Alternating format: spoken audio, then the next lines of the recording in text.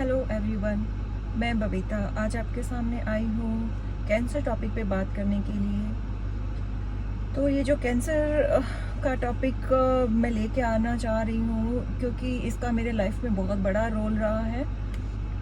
मेरी फैमिली में 2 पर्सन, एक मेरी दादी माँ और दूसरे मेरे फादर, जो अब हमारे बीच में नहीं है।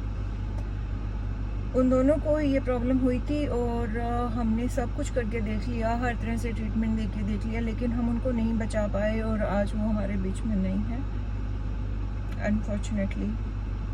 बट एनीवेज, मैंने समय गुजरने के बाद में इस चीज़ के ऊपर बहुत रिसर्च करी और इस पे निकाला कि यार मैं आप लोगों की इसमें कैसे हेल्प कर सकती हूँ। आपसे मैं अपनी जो भी रिसर्च है वो साझा करना चाहती हूँ, आप लोगों के सामने रखना चाहती हूँ।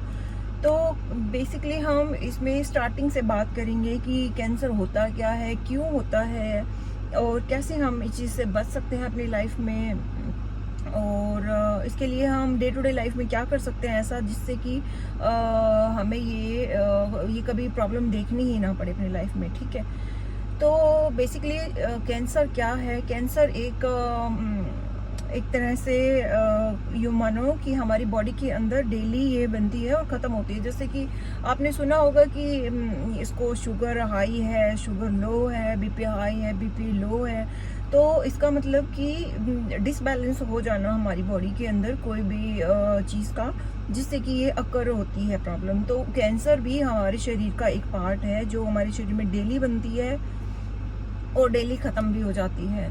तो इस पे आगे मैं डिटेल में बात करूँगी कि कैंसर का जो स्टार्टिंग फेज़ है वो कैसे होती है। तो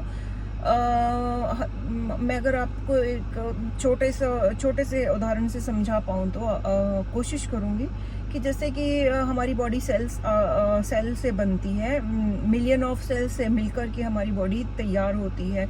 जब स्टार्टिंग में अगर हम बात करें कि एक बच्चा जब जन्म लेता है तो जब उसका एकदम स्टार्टिंग फेज रहता है जिसमें वो एक जायगोट बनता है, तब वो मतलब उस एक सेल से स्टार्ट होता है और जब वो डिलीवरी हो जाती है हमारे सामने जब वो आता है तो उसमें वो मिलियन ऑफ सेल से बन के एक स्ट्रक्चर तैयार हो जाता है और वो हमें एज ए बेबी के रूप में हमें मिलता है।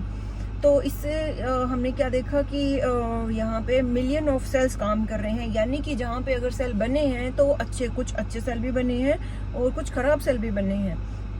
तो जैसे कि एक उदाहरण दूँ मैं आपको कि कोई फैक्ट्री के अंदर कोई प्रोडक्शन हो रहा है, कोई प्रोडक्ट्स बन रहे हैं, तो वहाँ पे अच्छे प्रोडक्ट भी बन रहे हैं और ख़राब भी प्रोडक्ट्स बनते हैं। तो जो ख़राब प्रोडक्ट्स बनते हैं, जो वेस्ट मटेरियल होते हैं, तो उनको फेंक देते हैं। तो लेकिन अगर यही चीज़ हमारी बॉडी में हुई जहाँ पे अच्छे सेल भी बने और ख़राब सेल भी बने, तो अब उन खराब सेल का क्या होगा और वो हमारी बॉडी से कैसे निकलेंगे, कैसे इस पे या रिपेयरिंग होगी, इन सब पे मैं बात करना चाहती हूँ आप लोगों से।